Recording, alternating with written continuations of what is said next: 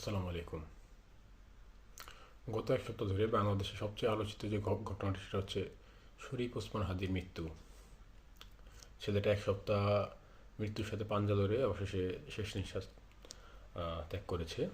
আসলে এই শরীফ ওসমান হাদির যে হত্যা, এই হত্যার পিছনে আপনি কাকে মাস্টার মাইন্ড হিসেবে ধরছেন বা দেখছেন আপনি? শুটার তো ওকে হত্যা করেছে, কিন্তু এর পিছনে তো মাস্টার মাইন্ড আছে। কাকে? দেখি আমার সাথে আপনাদের মিলে নাকি গেসটা। আমি গেস করি পারে তিনটে মানুষকে। Number one, Sadik Kayem. Number two, Sarjis Islam বা সারজিদ আলম। নাম্বার তিন, ওই ওসমান আলীর সাথে যে ছেলেটা মুখপাত্র হিসেবে সদস্য সচিব হিসেবে ছিল, যাকে আপনারা ঢাকা আটের অনেকেই ওসমান হাদির বিকল্প হিসেবে ধরছেন, সেই ছেলেটা। কেন? সাদিক কায়েম হঠাৎ ঢাকা আটের নির্বাচন করবেন, কিন্তু দেখলেন যে এখানে তো কাউকে পাঠার মতো বলে দিতে হবে। কাকে? মির্জা আব্বাসকে। সেই ক্ষমতা সাদিক কায়েমের নাই।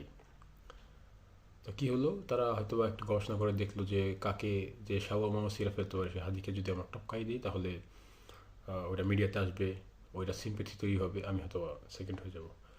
আর হ্যাঁ, আপনার প্রশ্ন আসতে পারে যে নাম্বার দুই আমি শারজিদ আলমকে কেন আমি মানে এটার মধ্যে আনলাম। কারণ হচ্ছে এনসিপি বা ওই সমন্বয়কদের একটা অংশ যখন পরিস্থিতি নিয়ন্ত্রণে এসে দিকে, তখন ঠিক সাদিক কায়েম তখন সেই শারজিদ আলম কী করলো, ঠিক উল্টা দিকে পোস্ট করা শুরু করলো।